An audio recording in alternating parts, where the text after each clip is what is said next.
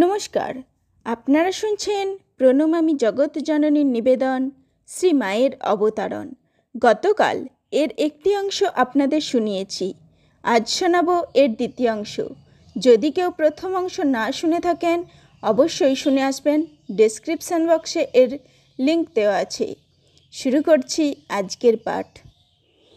আধুনিক এই মনোরাজ্যের সংগ্রাম পৌরাণিক দেবদানবের যুদ্ধ অপেক্ষাও ঘোরতর। অতীতের সংঘর্ষ সাধারণত স্থূল জগতের গণ্ডি অতিক্রম করিত না, কিন্তু আধুনিক দ্বন্দ্ব অন্তর্জগতে উদ্ভূত ও দৈনন্দিন জীবনে প্রসারিত হইয়া মানবের মনুষ্যত্বের মূলে কুঠারাঘাত করিতে উদ্যত হইয়াছে। সুতরাং বর্তমানে শক্তির ক্রীড়া এবং অসুর সংহার প্রধানত মানসিক ক্ষেত্রে হওয়া আবশ্যক। আধুনিক জগতে সর্বাধিক প্রয়োজন নৈতিক উন্নতি এবং আধ্যাত্মিক অনুভূতির। অন্তরে একবার ভক্তি, বিশ্বাস ও পবিত্রতা পূর্ণরূপে প্রতিষ্ঠিত হইলে বাহিরের অবস্থা স্বতই তদনুযায়ী পরিবর্তিত হইবে। এই যুগে শক্তির অবতার তাই অন্তঃসত্ত্বর বিজয় ব্যাপৃত। বিজয় দুই প্রকারে হইতে পারে। প্রথম, ক্ষমতার প্রয়োগে পাপসহ পাপের ধ্বংস সাধন। দ্বিতীয়, সৎ গুণরাশির চমৎকারিত্বের দ্বারা শত্রুর চিত্ত আকর্ষণপূর্বক অসৎকে সৎে পরিবর্তিত করা।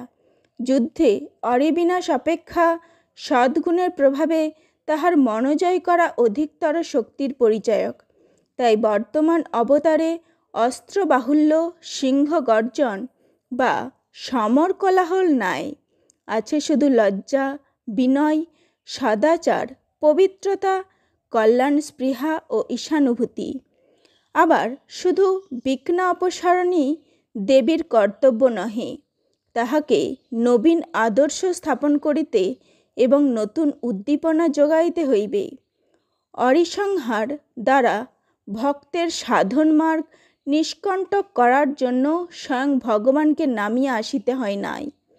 তাহার আংশিক ও গুণবিশেষের আবির্ভাবেই সে কার্য সাধিত হইতে পারে, কিন্তু মানব সমাজের আধ্যাত্মিক অনুভূতির উচ্চতর সোপানে তুলিত হইলে স্বয়ং ব্রহ্ম শক্তিকেই কর্মক্ষেত্রে অবতীর্ণ হইতে হয়।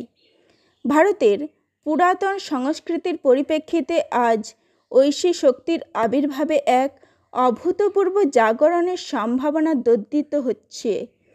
বিশেষত নারী জগতে ইহার কার্য সুদূর প্রসারী হইবে বলিয়া অনুমিত হয়। নারী সমাজের উন্নতির প্রয়োজন চিন্তাশীল ব্যক্তি মাত্রই স্বীকার করিবেন। আচার্য স্বামী বিবেকানন্দের কথায় প্রতিধ্বনি করিয়া আমরা বলিতে পারি যে, মাতৃজাতির অভ্যুদয় ব্যতিরেকে ভারতের কল্যাণ সম্ভবপর নহে। এক পক্ষে পক্ষের উত্থান হয় না। সেই জন্য শ্রীরামকৃষ্ণ অবতারে স্ত্রী গুরুগ্রহণ, সেই জন্য নারী ভাব সাধন, সেই জন্যই স্বীয় সহধর্মিণীর শিক্ষা দীক্ষার ভার গ্রহণ, সেই জন্যই মাতৃভাব প্রচার। মাতৃজাতির প্রগতির পথে ঊনবিংশ শতাব্দীর মধ্যভাগে এক জটিল সমস্যা উপস্থিত হইয়াছিল।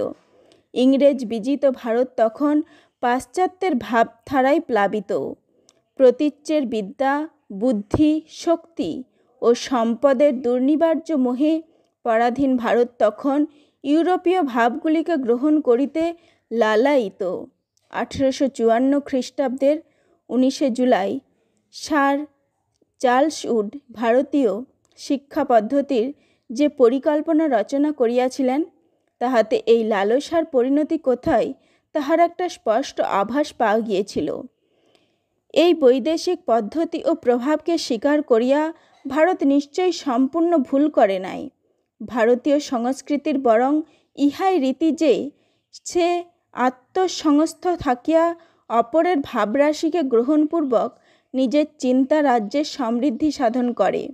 বর্তমান যুগে আমাদের নারী সমাজকে পাশ্চাত্যের নারী সমাজের আদর্শ দ্বারা কিছু সতেজ করিয়া লইবার প্রয়োজন আছে। তেমনি আবার পাশ্চাত্য সভ্যতাকে বাঁচিতে হইলে আমাদের মাতৃভক্তির খানিকটা অবশ্যই গ্রহণ করিতে হইবে। এইরূপে উভয় দেশেরই দাতব্য অনেক কিছু থাকিলেও মৌলিক দৃষ্টিভেদ না মানিয়া একে অপরের অনুসরণ করিতে গেলে হিতে বিপরীত হইবার সম্ভাবনা। উভয় দেশে নারী সম্মানিতা হইলেও প্রতীচ্যে যে সম্মান পূজার স্তরে উন্নীত হয় নাই, উহা প্রধানত রমণীর সৌন্দর্য ও রমণী কুলোচিত গুণরাশির প্রশংসায় পর্যবসিত। নারী জীবনের একটা প্রধান অংশ সেখানে ইচ্ছাপূর্বক পুরুষের মনোহরণে নিয়োজিত। আমাদের উদ্দেশ্য মোক্ষ সংযম ব্যতিরেকে তাহা সম্ভব নয়। তাই এখানে সতীত্বের ও মাতৃত্বের এত আদর। আমাদের আদর্শ সীতা, সাবিত্রী, দময়ন্তী। এই উভয় আদর্শের সংঘর্ষস্থলে ভাবি বিশ্ব সভ্যতা কোন পথ বাছিয়া লইবে? প্রশ্নটি এই যুগে যেখানে প্রবল ও সুস্পষ্টাকারে উপস্থাপিত হইয়াছে, 100 বৎসর পূর্বে ঠিক যেভাবে উত্থিত হয় নাই, তবু ভারতের ভাগ্যবিধাত্রী বুঝিতে পারিয়াছিলেন যে এই যুগের বৈদেশিক ভাবের মহাপ্লাবন হইতে যদি ভারতীয় সংস্কৃতিকে রক্ষা না করা হয়, তবে এমন কোনো অটুট ভিত্তি থাকিবে না যাহার ওপর প্রাচ্য প্রতীচ্য সভ্যতার সৌধ পুনঃস্থাপিত হইতে পারে।